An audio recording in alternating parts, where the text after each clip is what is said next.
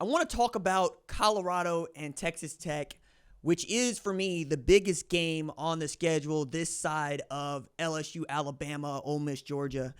And the reason that is we're talking about a program at Colorado that has a legitimate road to playing for championships in 2024, not 1 year after Prime first arrived at Colorado. And while this could quickly turn into a victory lap, where you're talking about the turnover that has happened, the change in how the offense and defense are working together, I think this is also about how quickly you can expect change if you give that change some time. And this is as much about Texas Tech in this game as it is Colorado. The same Texas Tech team that beat Iowa State on the road to hand them their first loss of the season and really put them on equal footing with Colorado. So in large part, Texas Tech is the reason that Colorado and Texas Tech is a big deal this weekend, not just Colorado, but because you have a road to play in the Big 12 championship if you are CU because of what TT did to ISU, if I might use some more acronyms there.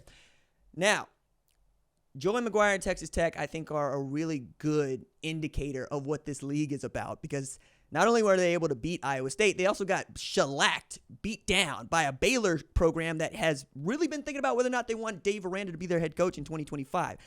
I think he should be. Let me put that there.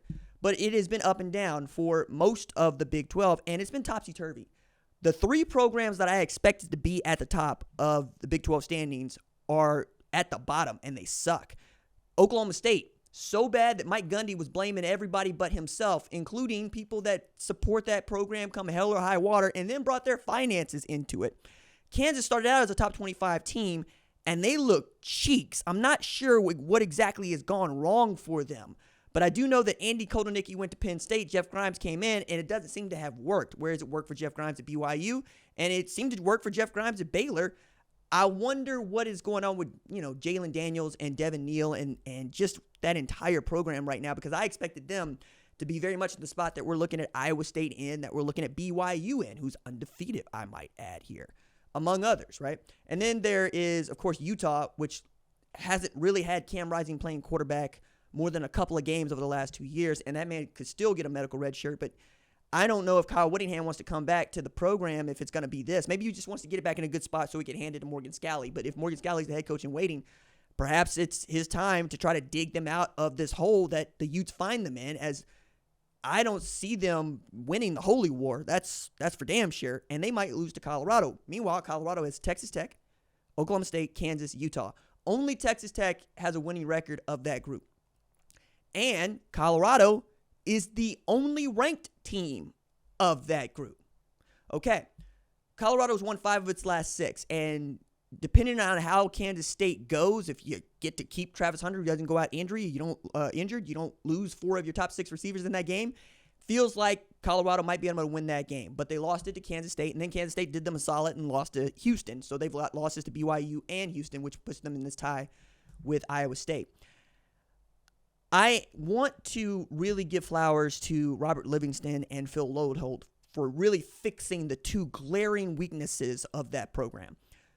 Nobody in Power 5 gave up more sacks than Colorado last year. The quarterback got sacked 50 times and could not keep the boy upright. Phil Lodeholt gets with Pat Shurmur. They come up with a plan. They get this really talented left tackle in Jordan Seaton, who has allowed just 1 sack since week 2 of this season. And they decide to start defending that guy. And what Phil Lodeholt knows is what many know. He blocked for a Heisman Trophy winner in Sam Bradford, and he sees the same characteristics and abilities in Shedeur, meaning if you give that dude time, he's going to make us right. And I believe that. I believe if you give Shedeur Sanders enough time, he's going to make you right. He's also got Travis Hunter to throw the ball to, along with Jimmy Horn, Will Shepard. We can go down the list on this. The thing that they just don't do well is run the football. They haven't run the football well since Prime got there. They've gotten better, but they haven't been great.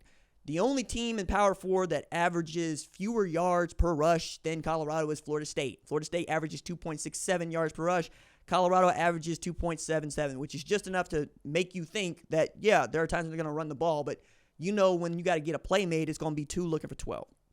On the other side of the ball, they've gotten really good at getting after the quarterback. They rank number 2 in the Big 12 in sacks. I believe they got, number 2 in sacks. And they got to showcase that against Cincinnati. They have been really great since Nebraska.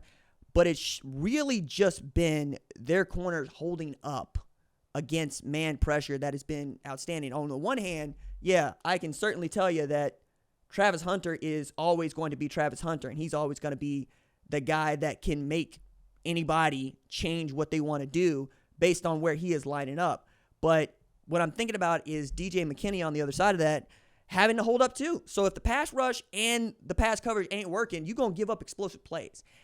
And Robert Livingston has really done a great job about that, but he's also stepped up in a real way. This is his first year ever calling plays, and it was an unorthodox hire from Prime. We got to get that out there, but his ability to try to figure out what that roster does well and then build a scheme around it, that's just hustle. That's work. That's what that is. I commend him for that, man. Like, you saw what was there, and you decided, okay, cool, I got two corners that I think can hold up in man, and I think I got a defensive line that at the very least 1, 2, 3 might get home, right? 1, 2, maybe not. And that's what it's been. And in the middle, they are able to hold up. Can you still get after them? Yeah, but there's a difference between giving up 35 points a game and giving up, I think it's like 22 in the last 6 weeks per game, right? Like, it's really been great. So they have a road to 10-2, as I've said about.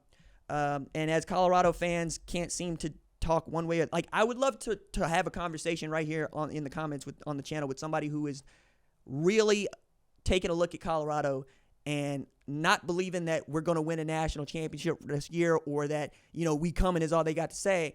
I want to hear you talk to me about what the program has done and what your level of expectations should be based on what it has done, right? Because it's one thing for Prime to come out there and say, I'd be stupid to say that we don't plan on winning. Well, everybody plans on winning. That's what he said too. Everybody plans on winning. Don't nobody show up at no Big 12 preseason or media days and go, yeah, we plan on being sorry. But they were picked 11 out of 16, and that is not where they're going to finish. That's not where they're going to finish. They have a chance to make the college football playoff, and if the college football playoff is still the pageant contest that it has been, college football has been a pageant contest since its birth, I don't see you leaving out of Colorado because everybody wants to see them play. In a way that, say, not everybody wants to see some other teams play. So it'll be interesting if it comes down to like Colorado at 10-2 and say Wazoo at 11-1. Who are you going to put in? To say nothing of Southern Methodist is getting shafted. And I'm going to have more to say about that on Tuesday when that happens. But I'm predicting Colorado to beat Texas Tech on the road. I'm predicting them to get closer and closer to this 10 wins. They get this win against the last really good team on their schedule, and they should be able to put away everybody else. And perhaps a slip here, a slip there, BYU, Iowa State, you're talking about Colorado playing in the Big 12 championship, and we get to see the best player in college football and the most amazing player in college football on a big stage. And I want nothing more than that for Travis Hunter and the Colorado Buffaloes.